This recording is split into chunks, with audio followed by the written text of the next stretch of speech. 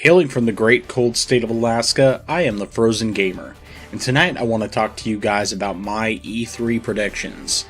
So obviously, I've already covered a lot of the things that I expect to see from third parties, but what about Nintendo in general, especially Nintendo's first party lineup? That's what I want to talk to you guys about tonight. So let me go ahead and get started with this. So this is the kind of stuff that I expect to see from Nintendo's first party lineup. Now, I want to make clear a few things here. First of all, as I start up the list, the top of the list is going to be stuff that I pretty much expect we're definitely going to see. And so I'll start off with those games. Now, there's been a lot of rumors going around lately about this retro-developed Star Fox game that's supposed to be something like a cross between Star Fox and maybe F-Zero and Diddy Kong Racing, something to that effect. And I do think we're going to see this game, Star Fox Grand Prix, at least as the working title, if not the final title. There's been enough confirmation, as far as what numerous sources have heard, to where it seems like it's a legitimate rumor, and I think that there's a very strong possibility we're going to see it. Similarly, I would say with the Pokemon games that are coming to Switch. Now, I do think that some of the some of the leaks related to Pokemon, with the titles being Let's Go Eevee and Let's Go Pikachu, that's real, and that it is basically a remake of Pokemon Yellow. But I think that as far as what we'll actually see at E3, it's going to be more limited, because most likely the Pokemon Company will actually reveal these games before E3, and so at E3 we'll probably get kind of more of like maybe a little more, but depending on how much they actually show at the Pokemon presentation, whenever that ends up being, it may be just a tiny bit, or maybe a lot of it. It's really hard to say. Either way, though, I do think that we're probably going to see it in some form at E3. We know for a fact that Super Smash Bros.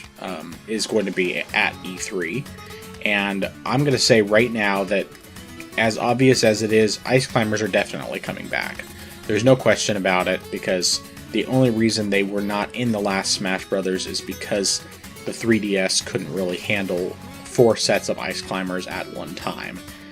And, I mean, if any of you haven't played the 3DS version of Smash Brothers, I gotta say, it is one of the most impressive things to see on a handheld, because the game translated so well. And I realize that for a lot of people, they don't like, for one, the fact that the screen's so small, which is understandable, and the fact that the button layout is different than GameCube. And that was initially kind of one of my hesitations when it came to the 3DS version. I was really afraid that it was just going to be something really hard to overcome. But just the idea of playing Smash Brothers on the go was so appealing that I was willing to give it a shot. And I'm glad I did, because from the time I tried the demo of Smash Brothers 3DS, I was completely hooked. And I got used to the controls pretty quickly, so by the time the actual full game came out, which was ahead of the Wii U version, I was playing that game like crazy, and I ended up actually playing the 3DS version a lot more than the Wii U version, just because of the convenience of it all. But I think that getting back to my main point with Smash Brothers, we're definitely getting Ice Climbers back. We're going to have newcomers, no doubt. I'm sure that we'll see some actual gameplay of the Inklings. And, I mean, we might even see some of that actually with the tournament that takes place before. But, actually, maybe the tournament's after, now that I think about it. I can't remember. But we'll probably see some gameplay from the Inklings. I would say that we'll probably... we'll definitely see some of the returning characters and in their new forms. I'm really looking forward to seeing Link in his Breath of the Wild outfit, because while I loved playing as Link and I love the changes that they made to him in Smash 4, I definitely feel like, at least with the Wii U version, they did a terrible job with his face. Like, it looked bad. And especially when you compare it to how he looks on the 3DS version, because the 3DS version, he basically just looks like, you know, you expect the Twilight Princess version of Link to look. But on the Wii U version, for some reason, his face was like scrunched or something.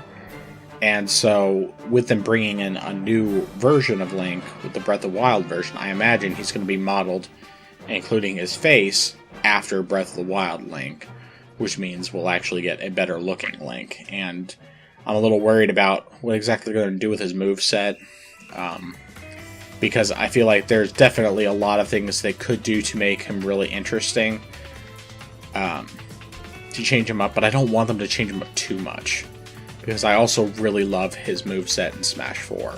And I feel like they made some great changes to that. But, you know, it's one of those things where we're just going to have to wait and see what happens with that. And with all the other characters, you know, is Mario going to get some kind of update to where Cappy is included in his moveset? I would think probably there's at least a reasonable chance that, like, they could replace the forward B move, which is normally used with the cape that he had from previous Mario games. Or actually, I'm trying to think. No, it was the cape in Melee, in Smash Melee, and then it got changed to Flood after Melee. So anyway, I think that Cappy will be involved in some way or another. It would be really cool if they basically just made it so that Cappy works as the forward B move and can be used as an additional means for getting back on stage. You know, throw Cappy and then jump on Cappy to get back on stage. But really, there's a whole lot of different things they could do with him, and I definitely want to see what they're going to do. And as far as other returning characters, I mean, it would be great if they could bring back the entire roster from Smash Wii U and 3DS, just because, I mean, it was a really solid roster. It was huge, and sometimes a little bit too much, and there's some characters that I honestly just didn't even like playing as. But man, there's so much variety there, and I would love to see that back. But at the same time, I also recognize that that might not happen. And really, I could go on and on about Smash Brothers, but I know, I mean, obviously we're going to see it at E3. That's the main thing, and it's going to be well worth the wait, I believe. I think it's going to look very similar to the Wii U version, which is perfectly fine, because for the most part, that version looked amazing. I do think that the rumors about Ridley and Simon Belmont from Castlevania coming, I don't know. I mean, like, I want it to be true, especially Ridley, because I've always wanted to have Ridley in Smash Brothers. I just thought that would be one of the coolest things that could happen, since, I mean, he's basically the foil to Samus. I mean, unless you count Dark Samus, which could work if they figure out a way to make her/it different from Samus, but it's not really clear exactly how they would do that, and I'm just afraid that it would end up being essentially a clone of Samus, and that's kind of boring. So I'm hoping that we'll get Ridley and Simon Belmont, because that would give us some nice variety. But we'll see what happens. Beyond that, I'm not really putting out any predictions about any other major new characters, because, you know, unlike last time we had to wait quite a while between the time that they talked about Smash 4 for 3DS and Wii U and the time that it actually came out, and there was just so much waiting. And any of you who actually listened to the podcast back when myself and a couple friends were doing it would know that I talked about Smash Brothers updates basically every week, because I was so excited about it. And I think the only thing that I really say that I absolutely want out of this version of Smash is I want them to basically take all of the Wii U and 3DS stages and put them in this game. Maybe not the Miiverse once its Miiverse shut down, But the rest of them, I think, would be great to have in there. And, I mean, because the 3DS had some fantastic stages that the Wii U version didn't have. And the Wii U version had some great stages, too. I mean, it's just that there's plenty of reason for them to bring those back.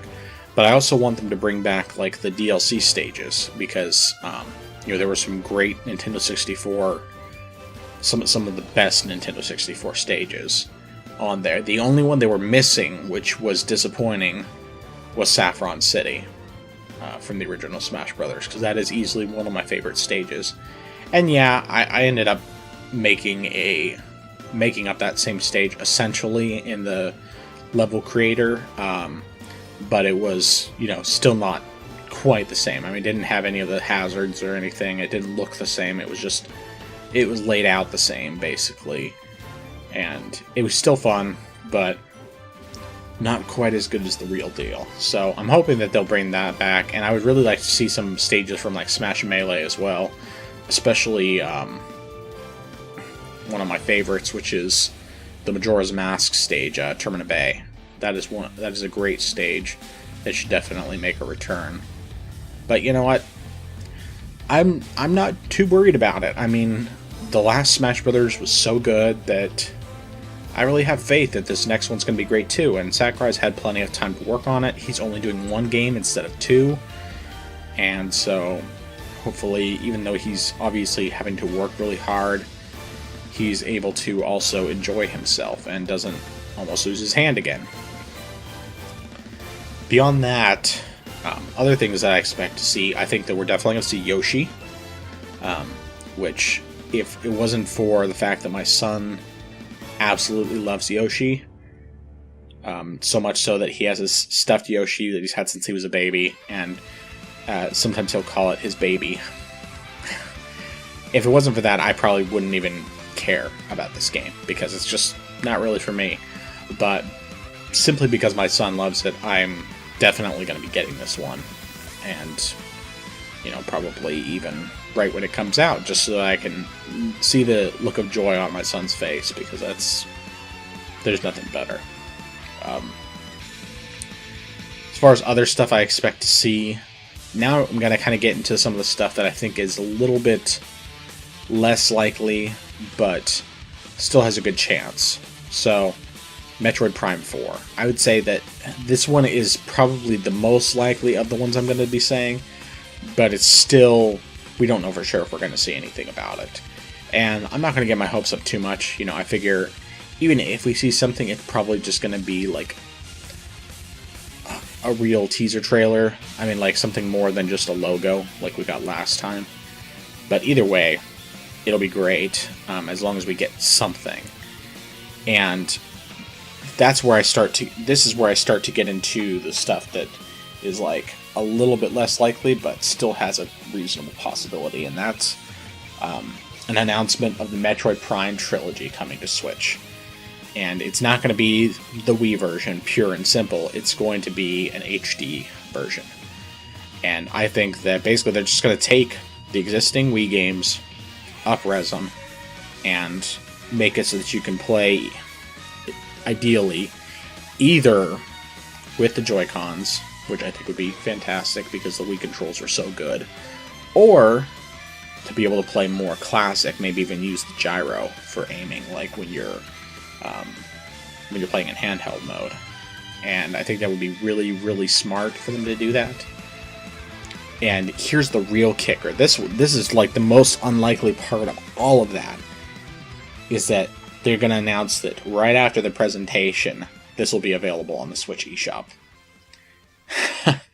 Now that's kind of crazy to say, because that's probably not going to happen like that. I mean, I do think that there's a decent possibility that we'll actually see this trilogy, because Metroid Prime 4 is probably not coming this year.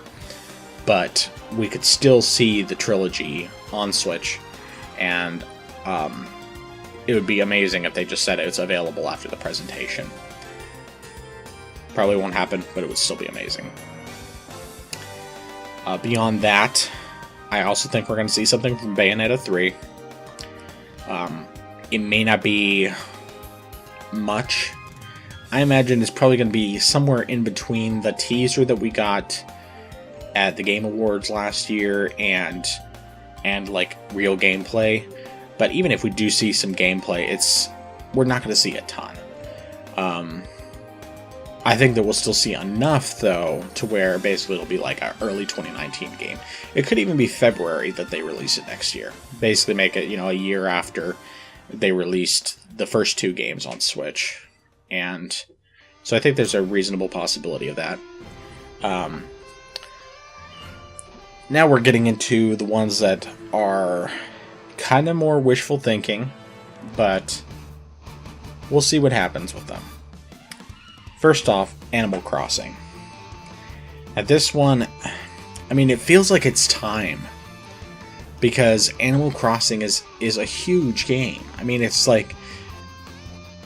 It's not maybe one of those things that people are as vocal about loving, in the same sense as Zelda and Mario and everything else. But it sells really well, especially New Leaf. New Leaf sold extraordinarily well. And it's been 5 years since that game came out. And as great as it was, and still is, I still love the game, even though I haven't played it in a while. It's time. It's like they got a lot of people's hopes up when they showed Animal Crossing, what was it? That stupid board game thing, Amiibo Festival on Wii U. It's like, seeing those HD assets, or even before that when they had like the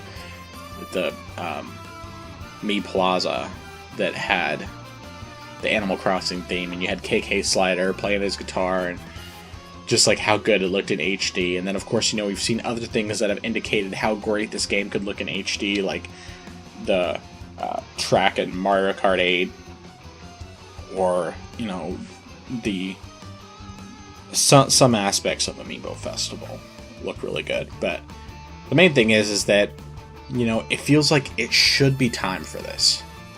And I do think it's probably going to come within the next year to year and a half. I do think it's probably going to be a 2019 game. But even if it's a 2019 game, it's still just a matter of it actually getting here. And it's actually seeing something. And I'm hoping that E3 will be the place where they finally decide to show us something. Even just telling us that it's coming, just give us a freaking logo. And like a little teaser thing with Tom Nook and Isabelle or something like that, KK Slider, whatever. It would be fantastic to get this game. And what's going to be best about this Animal Crossing, in my opinion, regardless of what we actually, even though we don't actually know anything about it yet, is that it's going to be the first time that we'll have an Animal Crossing that has the best of both worlds. It won't have the second screen, which is unfortunate. Unless they decide to do some kind of separate app, which isn't going to happen. But it will have the advantage that it can be played portably or on the TV. And, there are people who would rather play Animal Crossing on their TV, and then there's a lot of people who would rather play it on a portable. And it was a great portable game. And so now we're finally getting best of both worlds from that standpoint. And even without the second screen, I still think that they could make it so that you can make use of the touchscreen when you're playing in handheld mode. And I hope that they do that. I think that would be really neat, and that would be a great way to bridge that gap more. And it would draw in more people. It would definitely sell Switches, without question. Now, beyond those things, those are all... that Animal Crossing is something that's really more up in the air than anything else. But then there's a couple of games that I really think have a decent chance of coming to Switch that are Wii U games, or Wii games in one of these cases. So I think that at least it's possible at E3. If not at E3, then we'll get it at a Nintendo Direct sometime this year. We'll get announcements of Wonderful 101 coming to Switch, Xenoblade Chronicles X, Tokyo Mirage Sessions Sharp FE, and Skyward Sword HD. I think Skyward Sword actually has maybe a higher chance than some of these other ones, just because of the fact that of the most recent Zelda games, it's the only one that hasn't gotten an HD version yet. And yeah, of course, we could also they could easily announce that Wind Waker and or Twilight Princess HD are both coming to Switch. And I think that they will. But it's not something that I think is necessarily worth an E3 announcement in the same sense. But it's just really hard to say because they've been kind of doing things differently with their presentations. I mean, I feel like their E3 presentation last year was more like a traditional presentation in terms of the amount of stuff that they showed and the way in which they showed it. But then they, starting with that Nintendo Direct where they showed off Wolfenstein 2 and Doom coming to Switch, I think starting from there on, they kind of started doing the list thing. And while we don't know exactly what this E3 presentation is going to look like, whether it's going to look more like that or more like a traditional presentation, I do think that if they stick to that list kind of format that they've done before, that we could very well end up seeing a massive amount of stuff in whatever time they decide to do. And I don't think they've confirmed yet exactly how long this presentation is going to be, but I do think that whenever they actually do it, it's going to be a big presentation. And it's going to be one where we are going to be spoiled in how much there's going to be there. I mean, and when I say a big presentation, I don't mean in terms of length. I don't expect it to be more than like maybe 40 minutes, just because that's kind of average for them. In fact, I wouldn't be surprised if it's more like half an hour. But, I mean, remember last year's E3? They had a huge amount of stuff in that small chunk of time. I mean, like, we were all surprised how much they fit in there. Now, I do want to point out some other things here. Now, I mean, we do know that there's a number of other games that are definitely coming to Switch, stuff that's coming later this year. I've talked in my other video about the third-party stuff that I expect to see, but it's kind of hard to say exactly like where we're at with what's actually going to show up in the E3 presentation, and I'm not really going to delve into all the third-party stuff simply because of the fact that I've already covered that. But I do think that we're going to get a really good presentation this year. I think this could be one of Nintendo's biggest E3 presentations. And what's going to make it the most amazing above all else is the simple fact that most of the games they show are going to be 2018 games. Which is just mind-blowing, because that doesn't happen that much with anyone anymore. I mean, Nintendo's been on this new trend lately, starting with the first big Switch presentation in January of last year, where they've told us about all these things that are coming, and the vast majority of them came last year. I mean, there's only like a few games here and there that just didn't even make it to 2017, and some of those have already come out. Some of them we're still waiting on, I think. I'm trying to remember what all they showed at the January presentation. I think actually there might not be anything that was in that presentation that didn't show up. There were some games in later directs that definitely did not make it in 2017, and some of them haven't even come out yet.